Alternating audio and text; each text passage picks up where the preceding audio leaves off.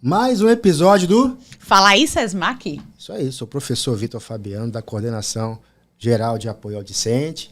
E eu sou Águida Feitosa, coordenadora do Departamento de Marketing. E estamos com mais um episódio, o terceiro episódio, né, professor? Terceiro episódio em pleno São João. E aí, professor, dançou um forrozinho? Claro, pra lá, aproveitou pra cá. Sim, assou milho, sou louca por milho assado, é? Nossa, tem que segurar um pouquinho a boca da dieta também aí, enfim. Vamos tocar, né? São João é pra curtir também com boa informação, não é verdade, professor? E a gente traz uma informação que tem sido discutido bastante nas mídias, nos jornais. Questão de saúde pública. Na verdade, depois da pandemia, nós começamos a criar um sinal de alerta para diversos agravos que vêm surgindo no Brasil. Em especial, esse merece uma pauta importante de discussão e também para tirar todas as suas dúvidas. Então é importante que você curta aí o nosso vídeo e compartilhe com quem possa se imbuir dessas informações, não é isso, professor? Exatamente isso. E a gente trouxe aqui duas convidadas especiais, né? A professora Ivonilda Maia e a aluna da gente, a Bruna Tavares, para falar desse tema que foi bem discutido ultimamente, né? Aconteceu casos recentes, que é sobre a febre maculosa. E para dar início, assim, até onde se sabe sobre a febre maculosa, qual a origem da febre maculosa? A febre maculosa, que é uma rickettsiosis.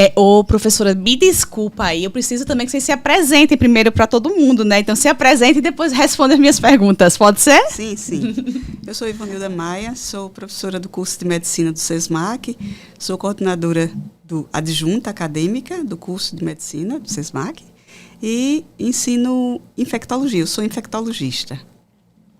Meu nome é Bruna Tavares, sou aluna do 9º período do SESMAC de Medicina.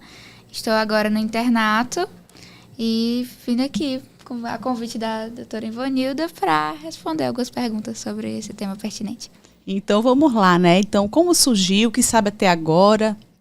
Sim, a febre maculosa é uma doença que não é nova, ela já tem relatos que é uma rickettsiosis, tem relatos do século IX nos Estados Unidos. Outros estudos já começaram a ser relatados em 1800, no século XIX, mas no Brasil, em torno de 1929, a gente teve realmente o registro dos primeiros casos. E então, na década de 30 para os anos 40, a gente teve um bom número de casos, um número crescente, e depois diminuiu, né? Então, e lá em São Paulo, São Paulo, depois Minas Gerais, mas depois diminuiu, essa incidência ficou realmente silenciosa, a gente chama uma época silenciosa, e na década de 80, mais ou menos, houve ressurgimento, por isso que a gente chama doença reemergente, é uma doença que ressurgiu, mas, na verdade, ela não deixou de existir. Teve alguns fatos, né, para que ela não fosse diagnosticada ou tivesse uma menor incidência. É uma rickettsiosis, como eu falei, é produzida por uma bactéria do gênero Rickettsia, da espécie Rickettsi, então Rickettsia, e é transmitida por carrapatos. Então, carrapatos do gênero Amblyomma, que são chamados carrapato estrela. E a gente tem dessa transmissão, quando eles infectam o carrapato estrela, podem passar para outros hospedeiros, para outros mamíferos, aves, inclusive, aves e répteis. Mas tem hospedeiros que são os primários, que a gente chama, que são hospedeiros que são que podem perpetuar a infecção no meio ambiente. Ocasionalmente, o ser humano também pode ser infectado, inclusive também animais domésticos. E quais são esses hospedeiros? Eu vi falar muito da capivara. Fora a capivara, tem algum outro? Capivara é o chamado hospedeiro primário, porque ele é capaz de ser um amplificador. Ele não é só um vetor, ele não é só hospedeiro, desculpem. Ele não é só hospedeiro do agente, do carrapato, mas ele também é um amplificador da infecção, porque ele pode ficar a Rickettsia, ela pode ficar na corrente sanguínea por mais tempo. Então, é chamado assim um amplificador. Tem também a anta, nesse sentido, além da capivara, Gambás, né, Bruna? Cavalos. Mas os equinos também entram, né, como animais que já são da área rural, mas em contato com o ser humano. Então, os cavalos, eles entram realmente com uma boa importância. O restante dos animais são hospedeiros não preferidos, tá? Pelo carrapato. E o ser humano entra também. São hospedeiros acidentais, não são os preferenciais da alimentação do carrapato, que aí eu falei alimentação porque ele alimenta-se de sangue, né? Eles são hematófagos. Eles realmente precisam da alimentação, ingerir sangue para poder se perpetuar. Recentemente, professora, e obrigado por vir também o nosso momento, Bruna, você como acadêmica e finalista do curso, já vem com certeza buscando experiências exitosas no tratamento na relação saúde, doença e paciente. Então, creio que vocês conseguirão também nos abordar com maior tranquilidade essa temática, principalmente porque recentemente, né, nós tivemos aí nos noticiários o caso de Campinas, de um casal que foi infectado e veio a óbito. Como é que se dá esse contágio, visto que é algo que muitas pessoas ainda têm dúvidas, não é isso? Então, eu queria saber um pouquinho como é que se dá o contágio. Na verdade, não foi só o casal, teve mais gente que estava nessa festa, né? Isso. Acho que foram 15 infectados, mas tiveram 4 óbitos, se eu não me engano. E justamente isso, porque é comum as pessoas irem para as festas no campus. Exato. Então, acho que é importante também elucidar essa condição. Então, a febre maculosa ela é uma doença de notificação compulsória. Então, ela tem que ser notificada para os órgãos públicos para que seja controlada essa infecção. No caso de Campinas, ocorreu desse casal, né, que foi o mais falado, mas também teve outras pessoas que foram infectadas. Da última vez que eu vi, tinha 17 contaminados. Mas, enfim, pode possivelmente ter outras pessoas que não foram notificadas porque não teve diagnóstico, enfim.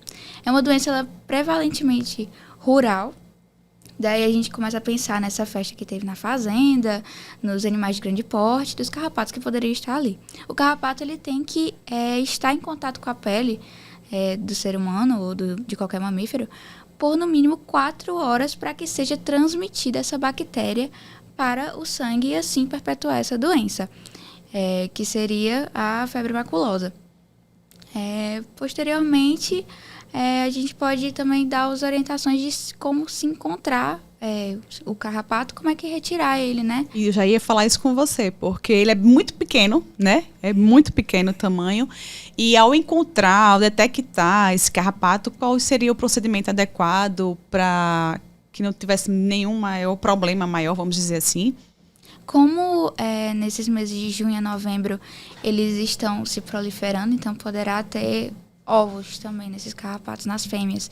Então, o ideal era que não fossem esmagados, porque senão iria proliferar novos ovos de carrapatinhos e também ocorrer alguma contaminação com a bactéria se tivesse contaminado.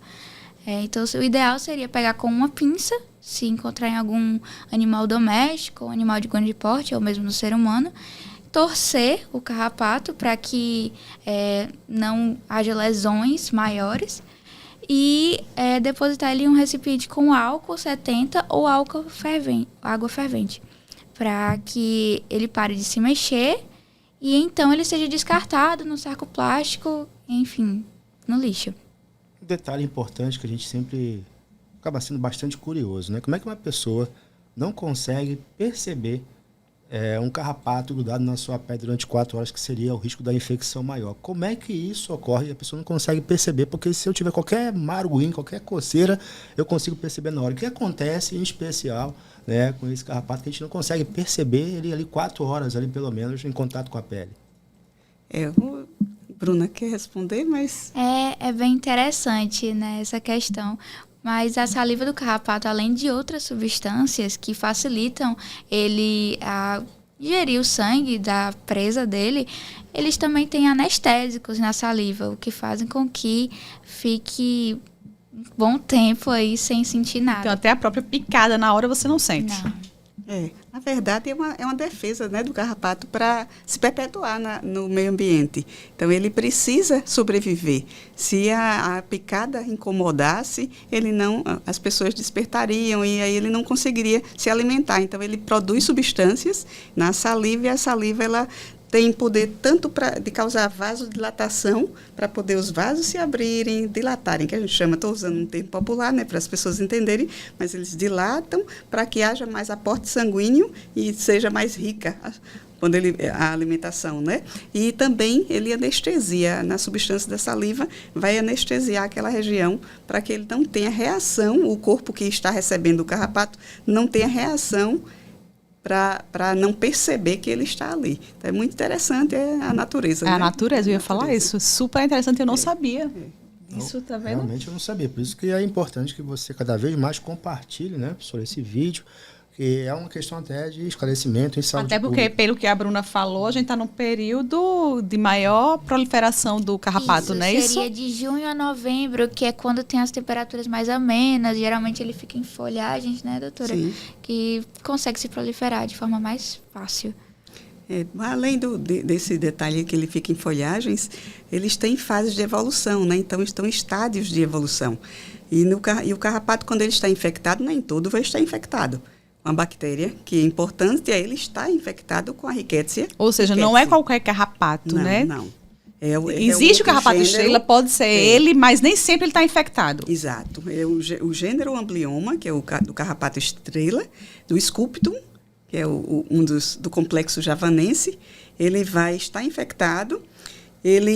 Quando está infectado, na saliva, aquela bactéria, ela vai estar nas glândulas salivares, e aí o carrapato, ao se alimentar, ele faz um repasto, e aí a própria saliva vai eliminar a bactéria que vai penetrar no hospedeiro.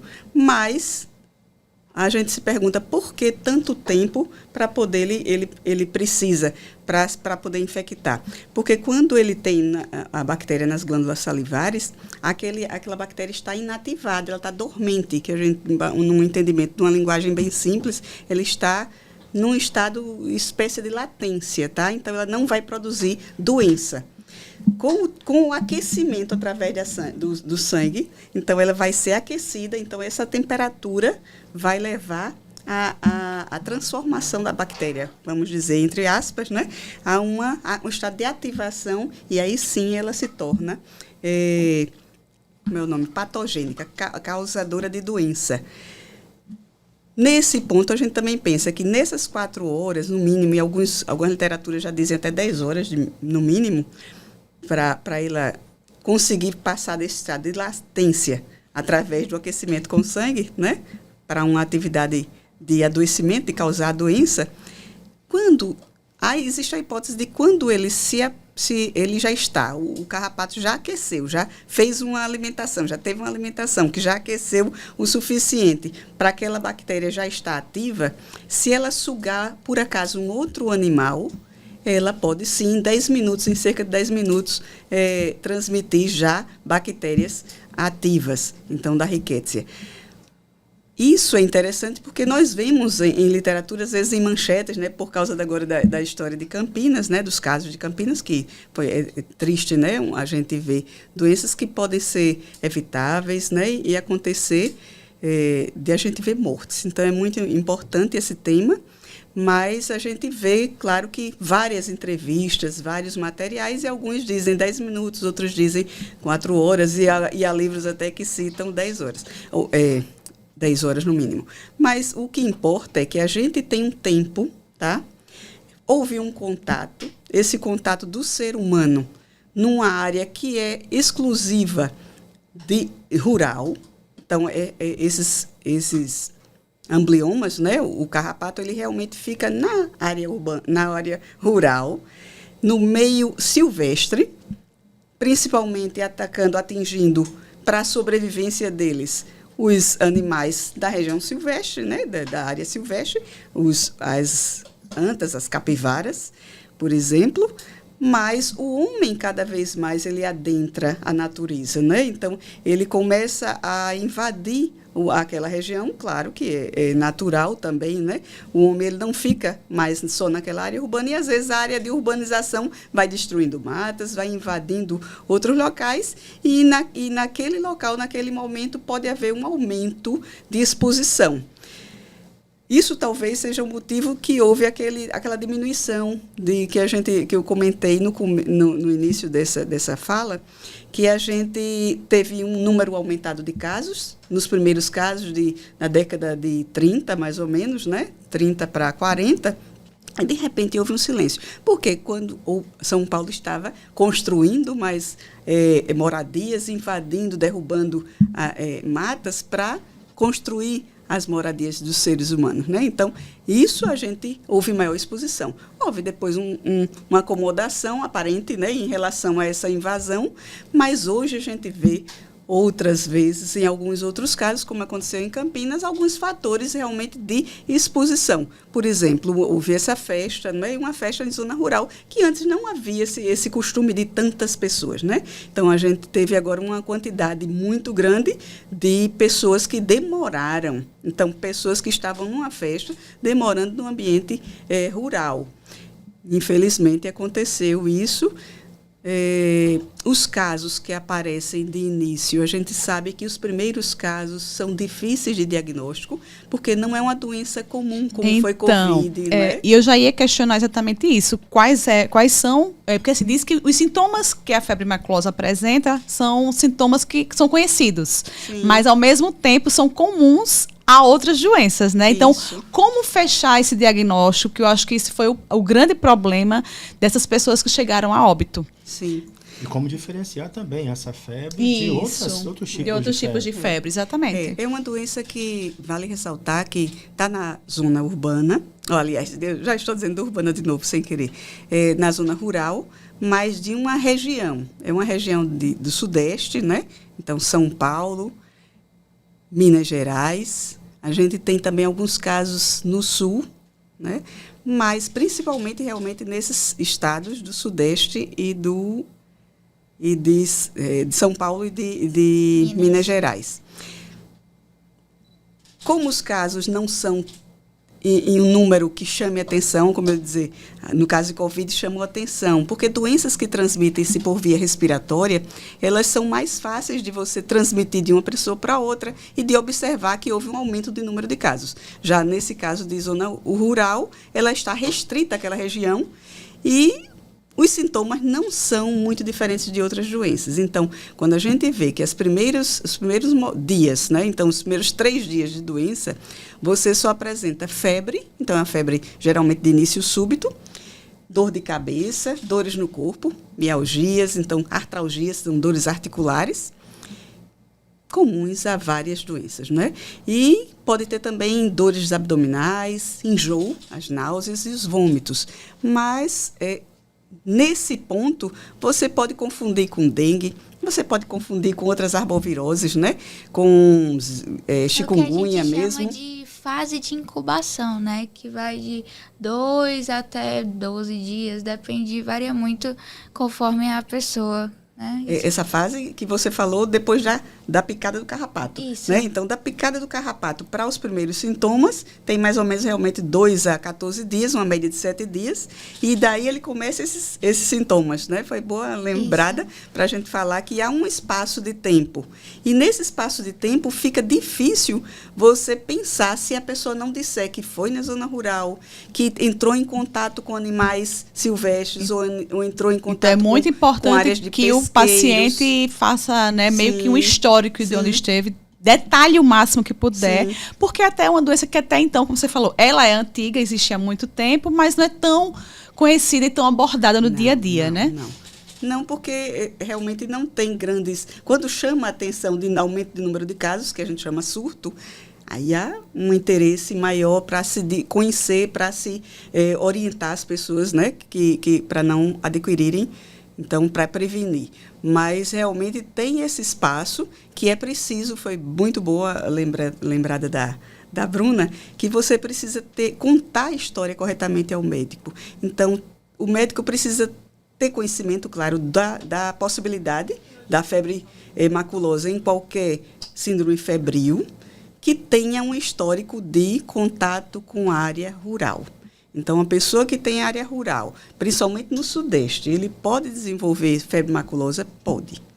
Então, é preciso ter essa atenção Mas existe também um quadro clínico, quando ele se manifesta com a sua riqueza de sintomas, é mais fácil você pensar também.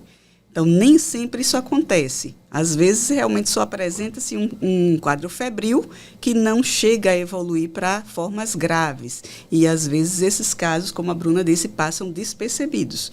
Até que chegue um caso mais severo, embora que existe um percentual também muito alto, é uma das doenças que mais levam a casos graves no Brasil, síndrome infecciosa, febril, né? Que vai levar a casos de morte. Então, uma incidência de morte muito grande. Ela, além dessa febre, passado esses 3 dias de febre, com esse quadro de dores no corpo, de dor na cabeça, ela pode evoluir para o aparecimento de manchas, que começam geralmente nos pulsos e tornozelos. Então, manchas e Então, essas manchas já são bem características da doença febre maculosa mesmo. Pela localização. Pela localização, tá. Porque ela faz como uma pulseira, né? Certo. Uma tornozeleira. Mas aí também já está bem evoluída, né? Para chegar a esse ponto? Não, em torno de 5 dias, geralmente apresenta essas manchas.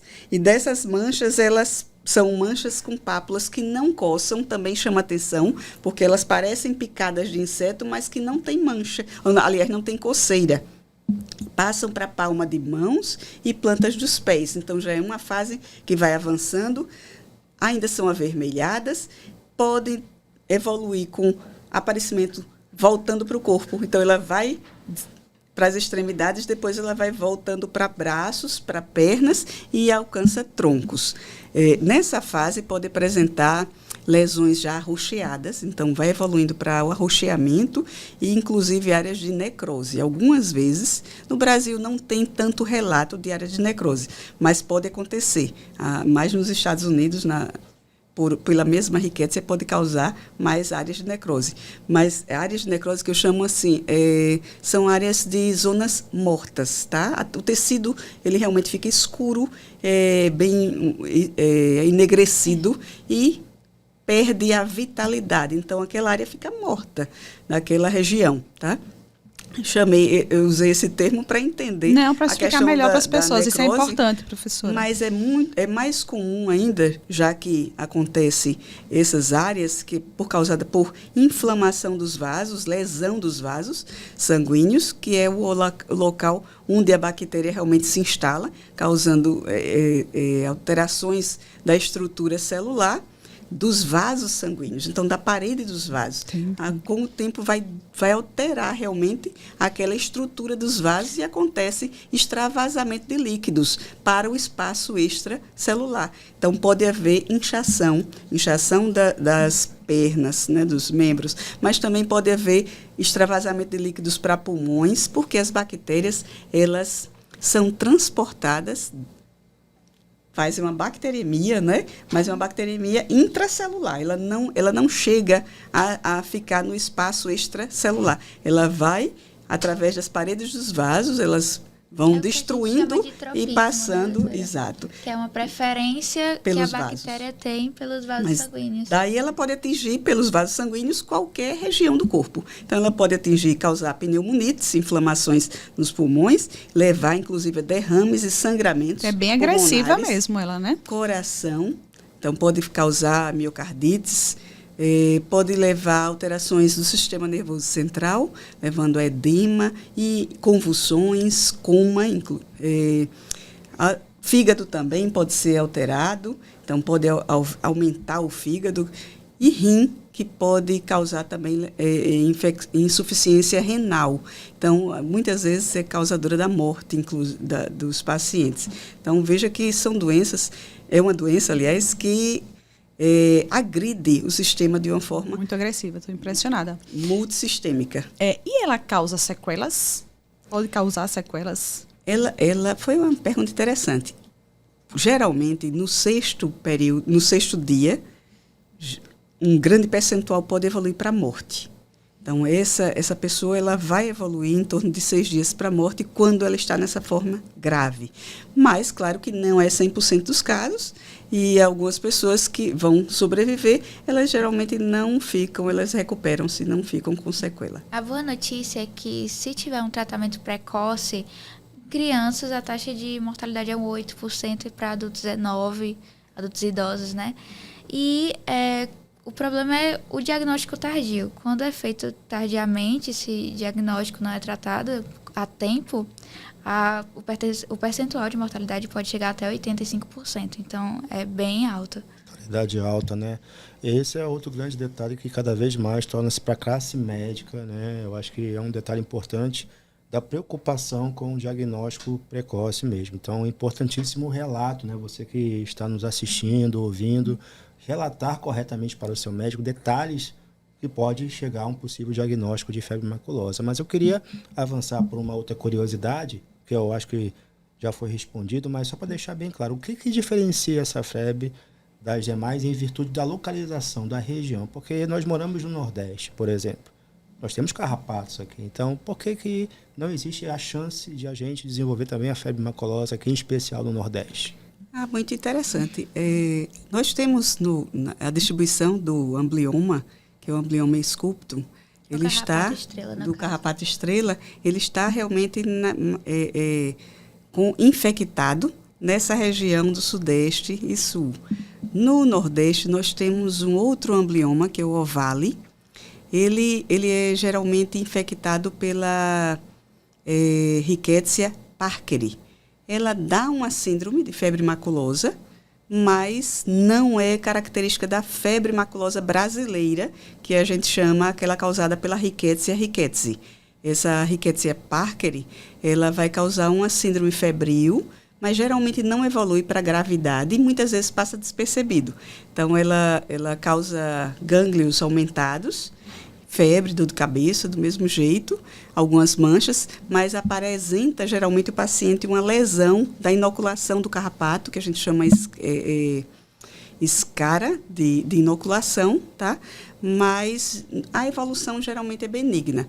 E nós tivemos casos em Alagoas, acho que, eu nem lembro agora quando foi, mas a gente teve recentemente 2 casos.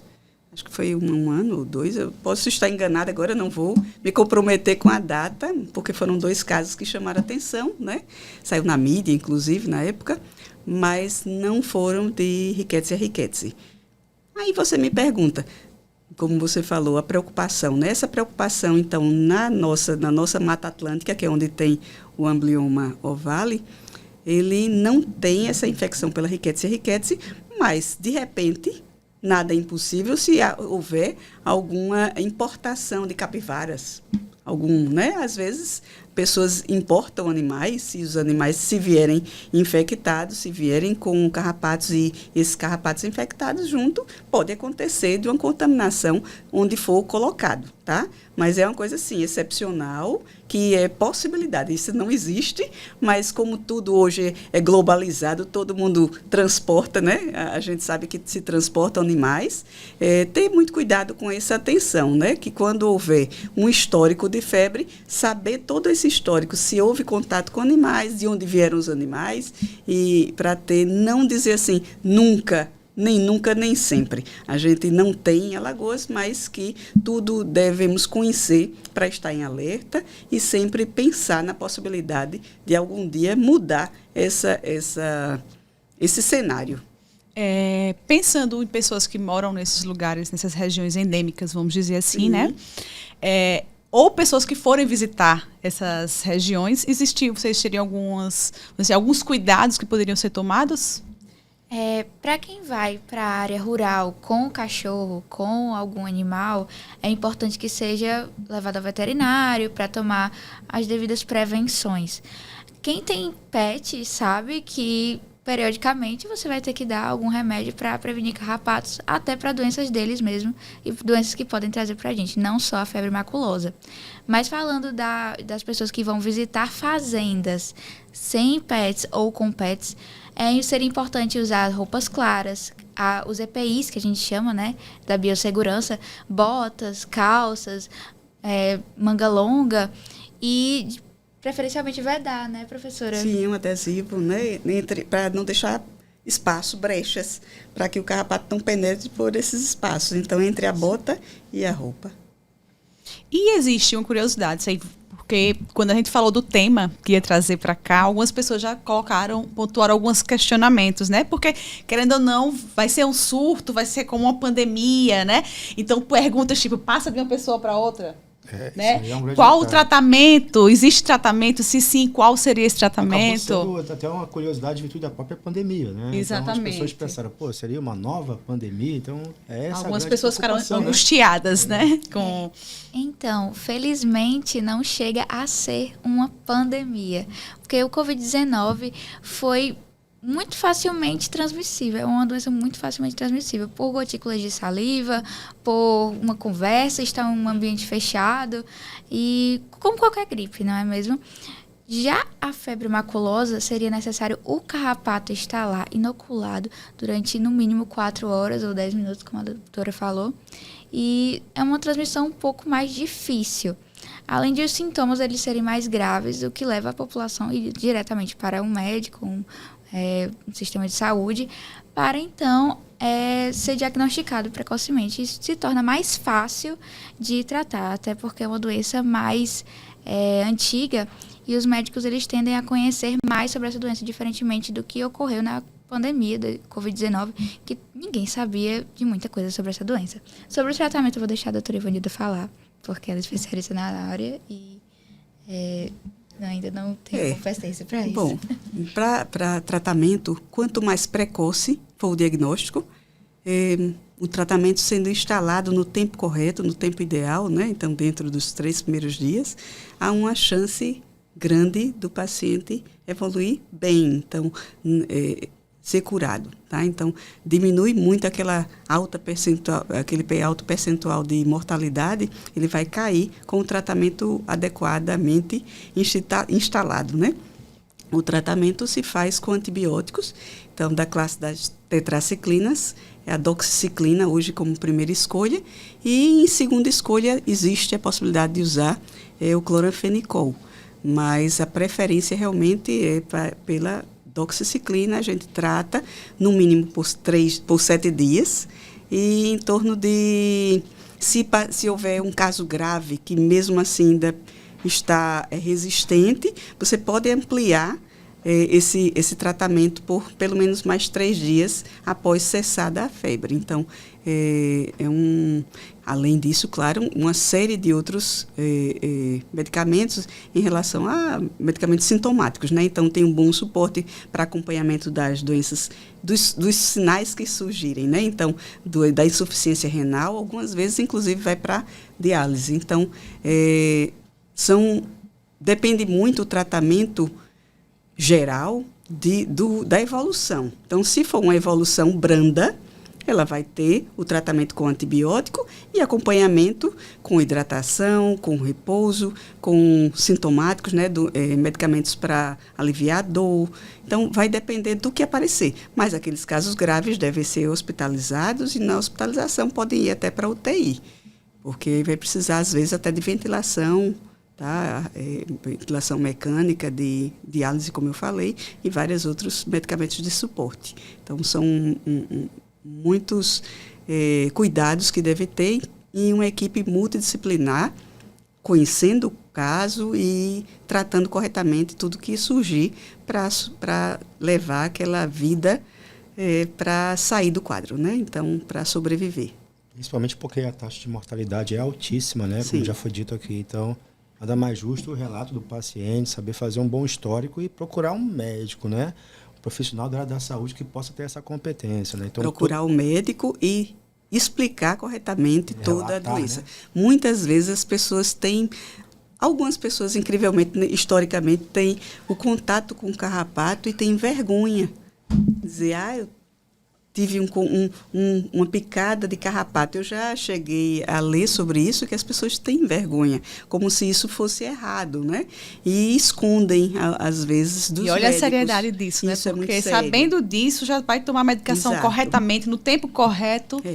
Às vezes, quando ele conta, aí já conta porque o seu animal, aí ele já conta, foi o meu animal que pegou, e aí de qualquer forma ele não diz que foi picado. Mas outras pessoas não. Claro que hoje tem muita seriedade e muita divulgação, né, das orientações, e as pessoas, quanto mais ajudarem na informação correta, eles vão se ajudar para que haja um diagnóstico correto e um tratamento mais precoce possível, adequado. Fora a automedicação também, que é um detalhe importante que a gente tem observado as pessoas se automedicando. Então, muito cuidado com isso também, Sim. né?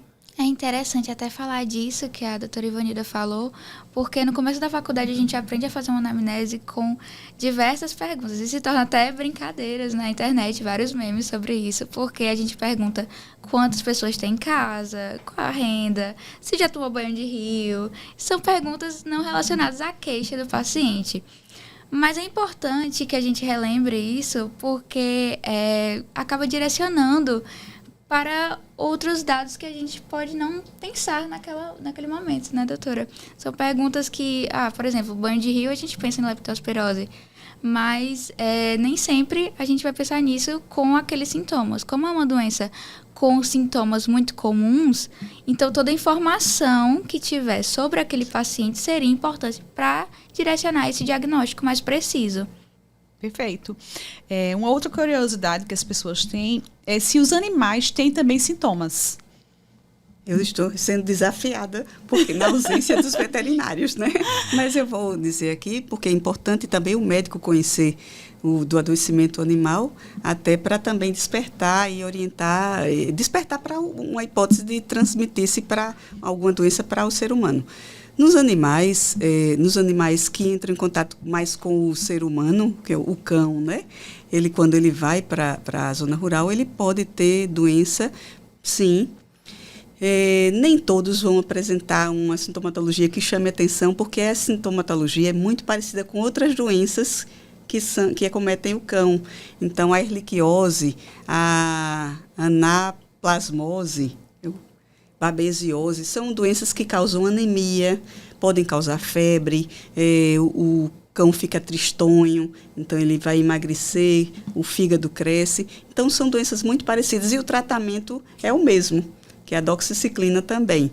E, às vezes, então, não é diagnosticado como se fosse a febre maculosa, né? A não ser quando acontece em outros casos ou chega a atingir o homem, porque essas outras doenças não atingem o homem, mas só no animal. Agora, em relação aos equinos, sabe-se que ele não tem parasitemia e há um pouco relato em relação ao animal silvestre. Teoricamente, pode ter, sim, sintomatologia, mas muitos casos passam como a gente chama como oligossintomático, ou seja, sintomas leves, que não chamam atenção para adoecimento, para ver, talvez, então, o a cuidador... gravidade é no ser humano mesmo, Sim, né? A gravidade dessa doença é no ser ser humano. No cão também pode levar, mas justamente é confundida com outras doenças semelhantes. E a gravidade entre adulto e criança, há diferença ou... Na febre maculosa brasileira, a gente não tem muito estudo em relação às diferenças de gravidades. A febre montanhosa, das montanhas rochosas nos Estados Unidos, que é da mesma rickettsia, tem estudos, sim, que os idosos, então pessoas com idades mais avançadas, elas evoluem com maior gravidade. No Brasil, a gente não tem muitos estudos, porque não tem também muitos casos, né? E nesses casos, a gente vê que tem maior prevalência em pessoas adultas jovens, que mais se expõem, ou mesmo crianças de uma faixa de 5, 9 anos, que elas vão se expor mais à zona rural. Mas... a mortalidade, a gravidade, ela está no Brasil ainda muito equilibrada. Não há grandes diferenças, como há estudos nas riquezas dos Estados Unidos.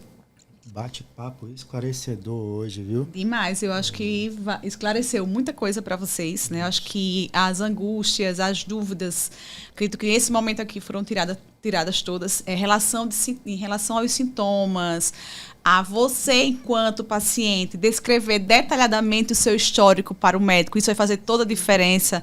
Os cuidados, né, de como, se você vai visitar um local rural que tem, vamos dizer assim, essa contaminação de carrapatos estrela, aprendi bastante. Que aula, hein? Nossa, né?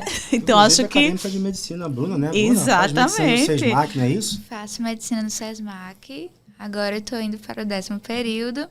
Esperando, né? Agora no rodízio de psiquiatria, já terminei urgência e emergência, já tive aula com a professora Ivonilda no cicloclínico e agora só aguardando ano que vem meu CRM, se Deus quiser. Olha, escolheu o SESMAC. Em breve aí, né? Doutora Bruna Tavares. Exatamente, está no caminho, não é isso, Bruna? Desculpa, escolher o SESMAC. Por que você escolheu o SESMAC? Uma grande curiosidade. Então, o SESMAC eu entrei, na verdade, sem muita expectativa, né? Mas quando eu cheguei aqui, eu percebi diversas oportunidades. Fazer tecnologia mesmo, os bonecos que a gente treina, as ligas acadêmicas, os professores que estão dispostos a oferecer oportunidades para a gente, né? De extensão, até mesmo fora da faculdade. Então, assim, gostei bastante dos profissionais daqui e gostei também da estrutura. Foi me surpreendendo ao longo do tempo, na verdade. A professora ali fica com o olho cheio de lágrimas, feliz. Tenho certeza que a professora está assim, super orgulhosa, né? Olhando assim para ela, vai dizer, é minha aluna, né? Isso porque a gente, eu como médica, né?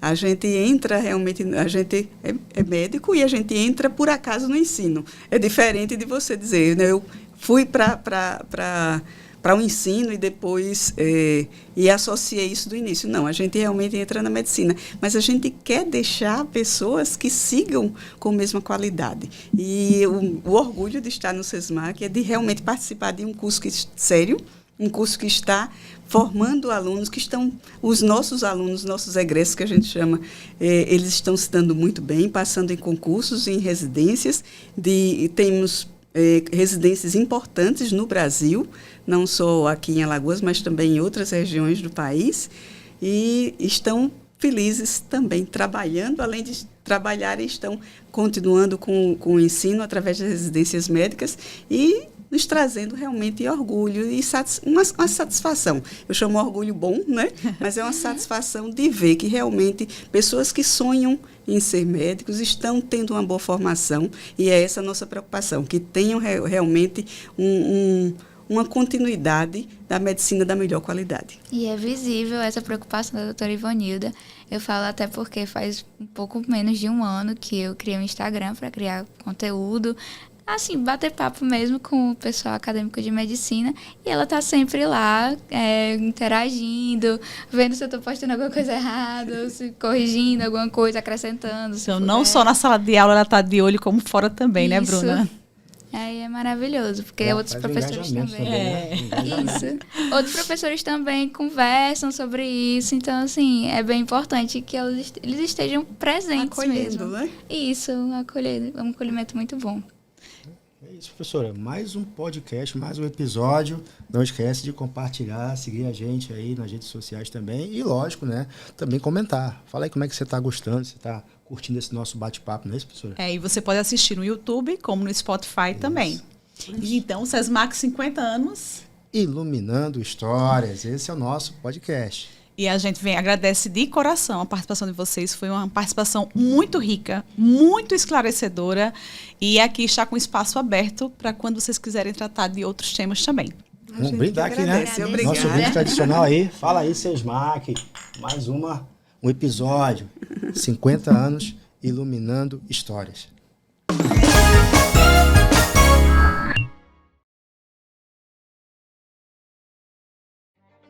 O SESMAC é sonho, é festa.